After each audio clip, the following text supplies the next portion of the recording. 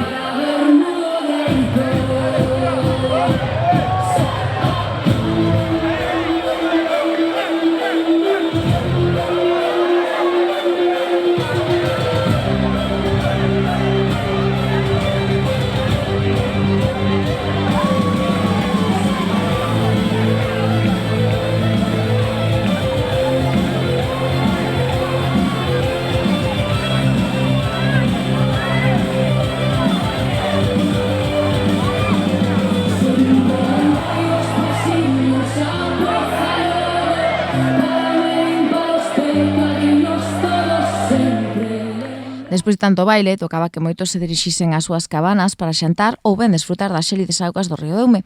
Outra das tradicións desta xornada é que volvía a contar con moitos seguidores. Tras o xantar, continuou a festa, co son dos pasarrúas do grupo de percusión Latexos, que fixo vibrar ao público para rematar coa verbena que amenizou a Orquestra Triunfo. O 25 de xullo, que volvía a deixar claro que a Fraga continúa a ser o corazón da Verán Pontés, combinando a perfección música, convivencia e fachenda de identidade. E como antesala esa popular e multitudinaria sesión Vermú, na noite do 24 de xullo, na noite do Venres, tiñamos unha nova edición do Festival da Fraga. 4 grandes artistas do noso país tomaban parte nesta convocatoria na que podemos desfrutar do idioma galego, iso sí, dende diferentes puntos de vista musicais. A Fraga de Dona Rita viviu pasado venres unha das súas noites memorables como antesala perfecta da Romaría da Fraga. Da man do festival, moitos foron os romeiros e romeiras que desfrutaron dun cartel de actuacións do máis entretido, onde a música cantada en galego deu conta da súa forza, versatilidade e capacidade para reinventarse a traverso de moitos e moi diversos xéneros. A cita serviu para ir quecendo motores de cara ao 25 de xullo, apostando por unha oferta sonora que rachou coas etiquetas e demostrou que a creación nun idioma propio non entende de fronteiras ou de estilos. Sobre o escenario pontés denos cita a tradición, a fusión e a vanguarda coa elegancia e tradición do mestre Xoseliz, o rei do pop tropical atlántico Ortiga, a enerxía e o pulso máis roqueiro de Mecánica Rocking Band ou a música electrónica de Alana.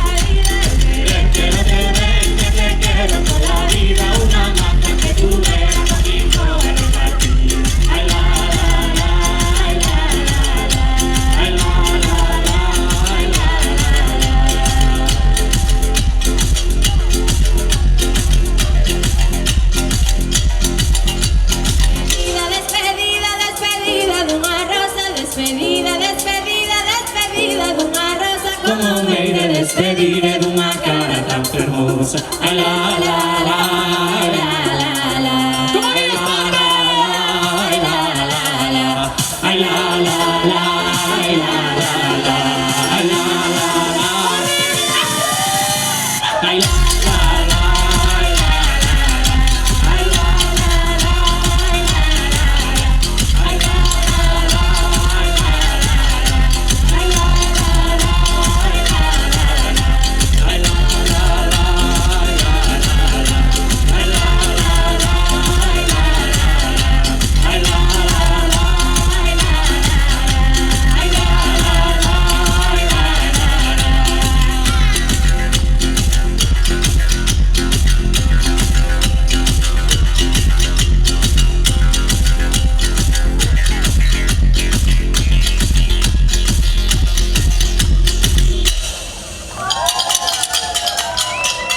Con este inmellorable prólogo de ritmo e convivencia baixo as árbores, As Pontes deixou todo preparado para dar a benvida á xornada grande da nosa Romaría, reafirmando o seu papel como un dos referentes culturais indispensables do verán galego. Cambiamos de asunto, ímonos agora a falar dunha nova edición do Irmandamento entre as Pontes e Les Neven, porque esta mesma mañá partían da nosa vila unha trintena de veciños e veciñas que ao longo da vindeira semana pasarán, neste caso, uns días en terras bretonas. Esta mañá poñíase en marcha un novo irmandamento entre as Pontes Les Neven e que a primeira hora da mañá partía ao tocar cos 28 veciños e veciñas que neste 2026 participarán nesta nova mostra de confraternidade entre o noso concello e a Vila Bretona. A comitiva está encabezada pola Tilde Cultural Ona Tenreiro e a presidenta da Irmandade As Pontes Les Neven, Sara Ramos. Está previsto que mañá chega a destino. De feito, esta noite os viaxeiros e viaxeiras farán parada en Burdeos e xa mañá, preto das 8 do serán, está previsto que cheguen á Praza de Carmarden, en Les Neven, onde serán recibidos polas súas súas familias de acollida. O mércores botarán a andar as actividades deseñadas para este ano coa mañá libre para pasala coas familias de acollida, o que seguirá un picnic a carón da capela de San Gildas, no río Blavet. Xa a tarde, ás 6, terá lugar a recepción no Concello de Lesneve para rematar a noite con teatro da man do programa Mércores de Verán e que xa tamén está en marcha no Concello Irmán.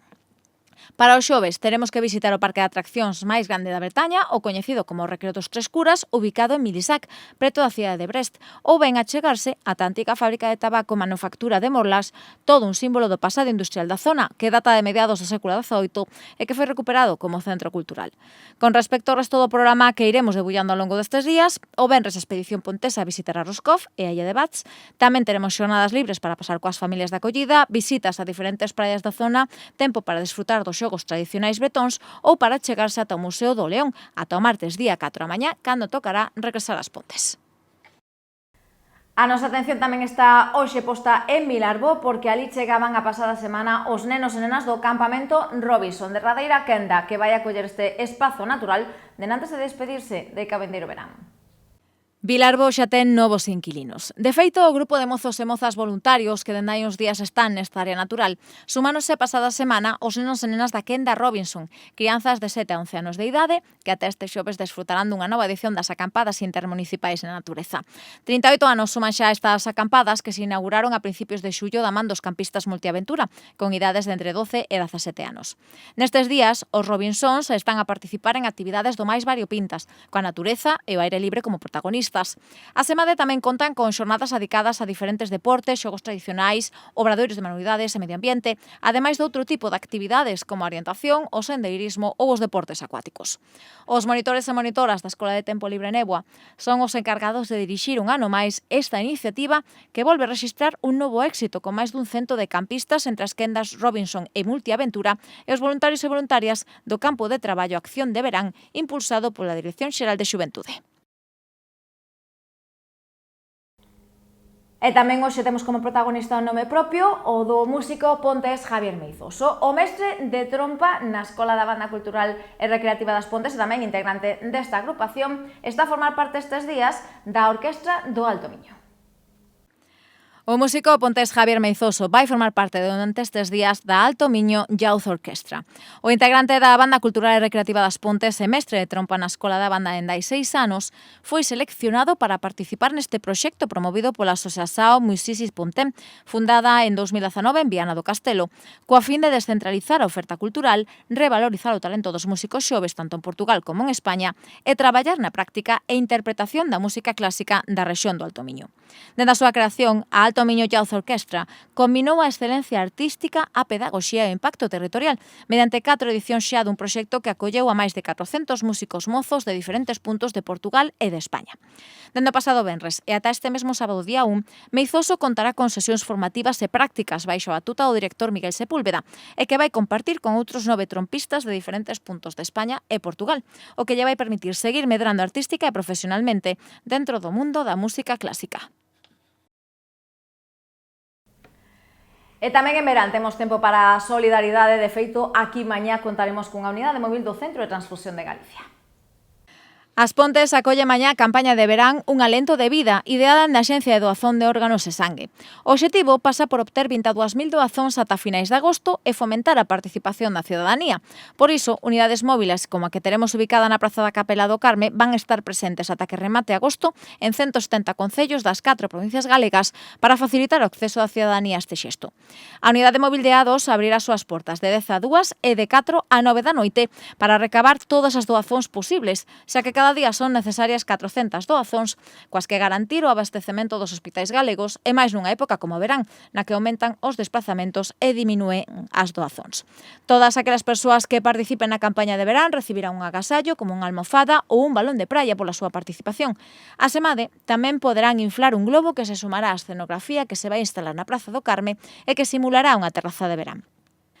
Deste xeito, o que se busca é chamar a atención sobre a necesidade de doar, especialmente no verán, xa que aínda que estemos nas vacacións e desfrutando do tempo de descanso, as unidades móviles tamén van percorrer os concellos máis turísticos de Galicia. Dende A2 queren convidar a ponteses e pontesas a participar nesta iniciativa de doazón e a que se pode sumar calquera persoa maior de 18 anos que pese máis de 50 kilos e que non padeza nin padecese enfermidade algunha transmisible polo sangue. Para contar con máis información, A2 dispón da web a2.sergas.gal, de redes sociais e tamén do teléfono gratuito 900 100 828, en o que é posible resolver as dúbidas sobre a doazón de sangue ou coñecer a data dos desplazamentos das unidades móviles. E se lles gusta a natureza e botar unha man para o cuidado do noso medio ambiente e da nosa natureza, o seu lugar está este mércores nas Fragas do Lostegal. Ali o colectivo Morcegos de Galicia vai organizar unha sesión de revisión de caixas de morcegos. A Fraga de Lostegal será pasado mañá escenario dunha xornada de voluntariado ambiental dirixida ao estudo e a conservación da biodiversidade local.